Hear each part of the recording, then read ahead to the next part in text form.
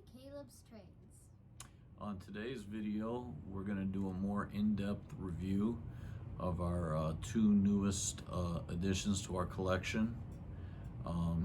They're sitting behind us here, and if you saw our last video, that you know that they are the 844 and the E9s from Union Pacific's heritage or historical collection, excuse me.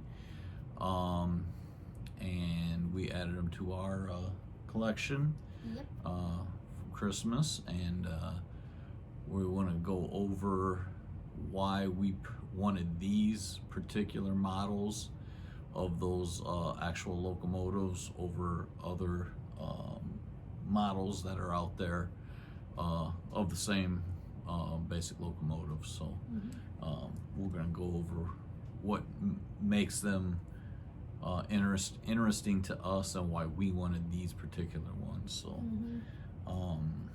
other than that, we're going to do a run session afterwards. It's going to be all UP power. Right.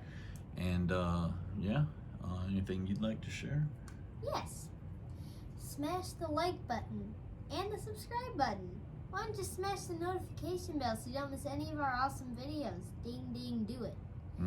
Smash the comment button if you want to ask us or tell us something. It's down there. You'll eventually find it if you look hard enough. And of course, follow us on Instagram right here, Caleb's_trains, okay? And happy railroading. Yep. All right, we're back. So here you go. Is our two newest additions here. It's the E9s and the living legend, the 844. So I think we're gonna go over the 844 first. Yeah, let's start with the steam engine. So probably some are wondering why we wanted the Greyhound version over the black version, which is right now how UP has the 844 painted in all black. I don't know. I know why I like the Greyhound version, but Caleb, why did you, I mean, ultimately you asked for this for Christmas. Yes, specifically the Greyhound, yes. So why? I asked for this particular engine because, I saw it in catalogs, and when I saw it in the catalog, I was like, amazing. This is the version I want of it, because it just looks so beautiful, and I thought it would look great with the passenger cars. I think you're right. I agree with you.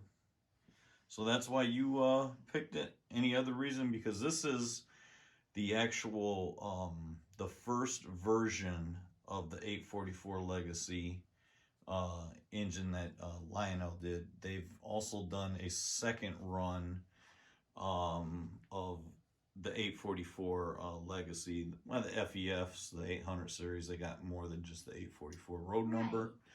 But this version is specifically the one you asked for, and why was that? Specifically because, like, I mean, it's like everything about it, every little detail, every little sound, every little look, it's just amazing. I know you said about the sound.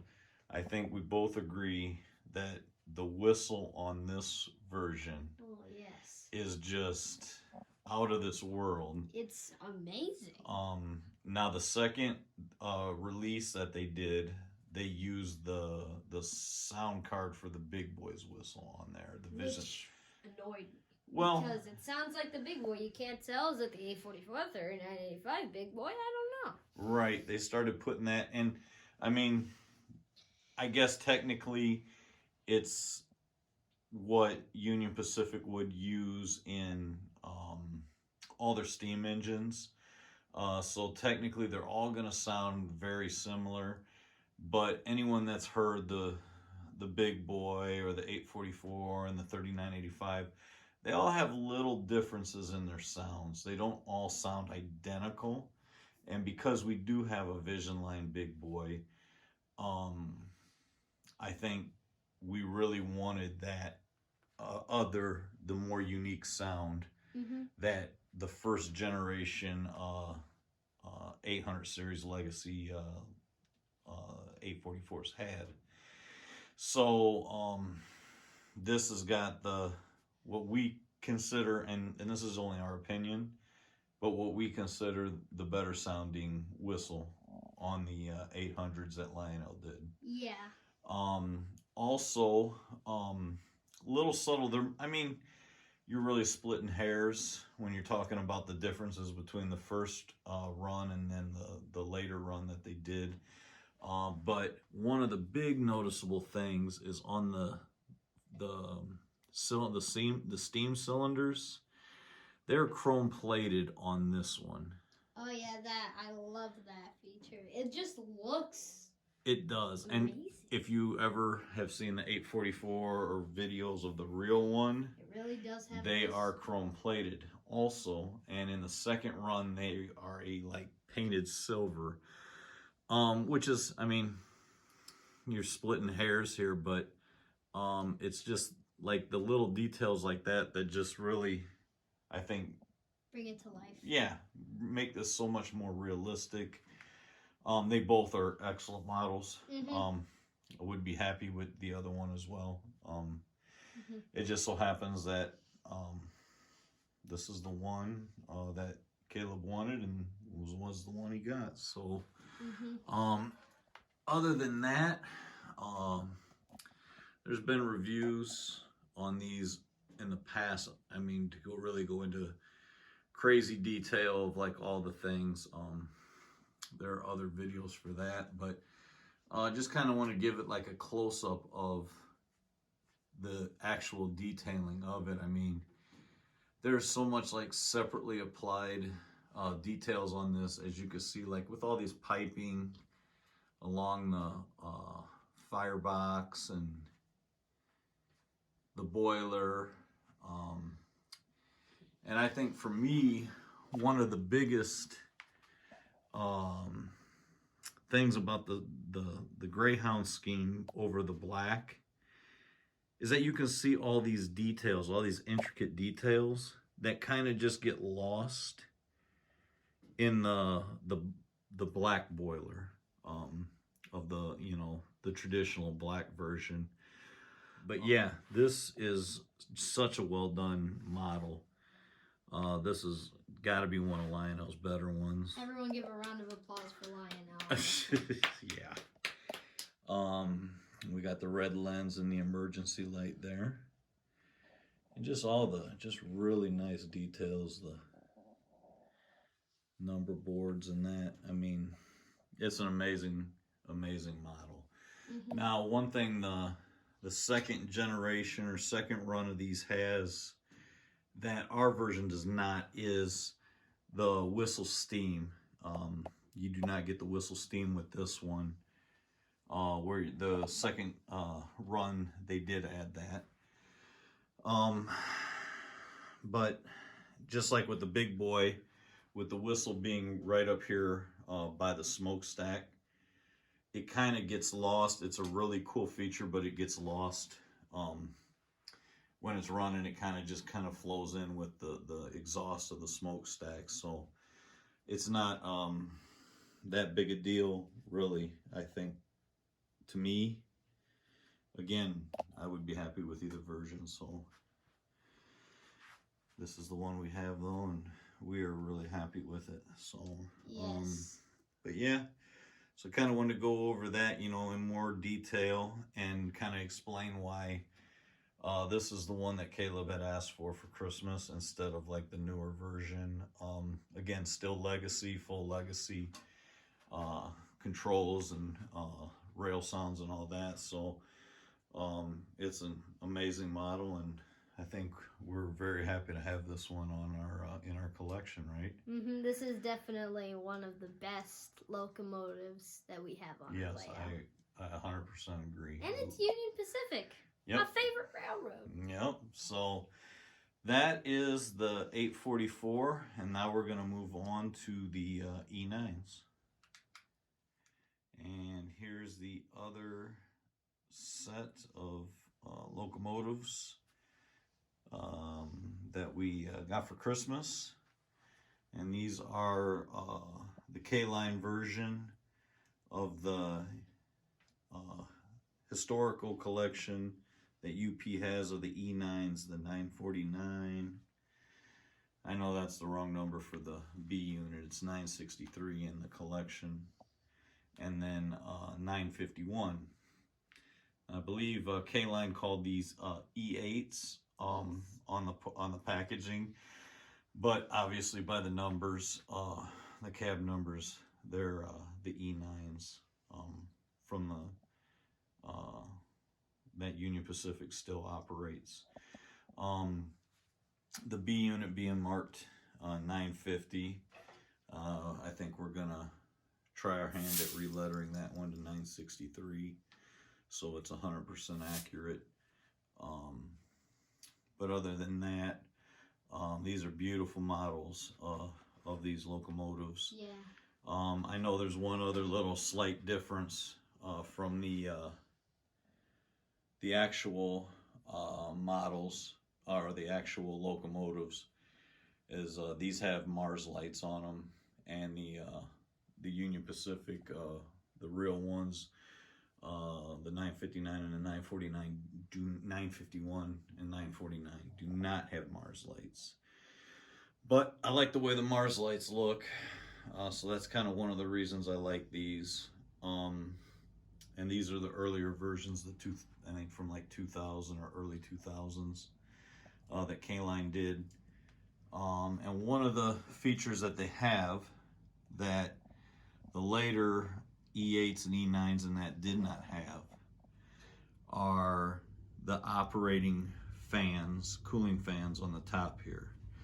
And I'm gonna have Caleb turn the power on, the track power, and we're gonna just see that. They're rotating, and all the units have it. And this is really reminiscent of like the Lionel Vision line diesels that they did, the Centipedes and the hybrid ES44s that they did Vision line wise, and I think that's really cool. They don't have smoke units. I know the later ones had smoke units, but me personally, we have enough smoke units on our layout. We don't need any more, and that was something that I wasn't interested in. But the fans, the operating fans, and when they're running, you can't see it, but it's still just really cool that back in the early 2000s, K-Line was doing details like that, and like the cooling, the venting along the sides of the locomotive. That's all separately applied. You know, that's not cast in. That's all real separately applied. I mean, the trucks, everything on this is, to me, is one of the most beautiful diesels I've ever seen. Mm-hmm. K-Line did a great job on these. I mean, the things K-Line was doing back then was just, they were really kicking butt. It's a shame that they're no longer around, but yeah, they were doing making nice locomotives. And obviously, if you follow our channel, you know we're 99.9% steam. We're big fans of steam. Mm-hmm. But every now and again, there's a diesel that catches our eye, and these units here definitely we wanted to add to the layout, and we were able to, you know, from Christmas, and we're real happy with them. And I mean, everything, they're just really nicely detailed, and they're missing like a couple little things like the E9 plaques or plate, you know, that go above there and that, but we have like decals from Microscale, and we're gonna go ahead and try our hand at adding the details that they are missing, as far as like some of the warnings and stuff, like around the fuel tank and that. We got all the decals to do that, and we're gonna go ahead and It's gonna be one of our future projects we're gonna do for the channel. We're gonna try and super detail these a little bit, so that should be fun. But for now, we're just gonna enjoy running them. Yep. And I think really that's about it. I mean, being the early, 2000s, they got magnetic couplers. They don't have the electro couplers on them, which is something I probably could add if I wanted to, but I'm not really sure I'm gonna. But other than that, each one of these units has 2 motors. These things can pull a ton. I mean, there's 6 motors total here, and yeah, that's crazy amount of pulling power. That's like way overkill. They could have done with just like maybe the main unit and the B unit having motors, and could have just had a dummy, but they didn't. They put motors in everything. So Pro. yeah, they got some pulling power, don't they, Caleb? Oh yeah, they can pull a lot. They could probably pull everything we have and not be breaking a sweat. So they're pretty impressive. So yeah, they are. Speaking of how impressive they are, we're gonna put them to work here, and we're gonna do some running. What do you think? Sounds like a great idea to me. All right, well, let's do it. Hope you enjoyed this kind of quick review of these locomotives, both our E9s and our 844. And like I said, we're gonna get to running these dudes. Yeah, happy railroading.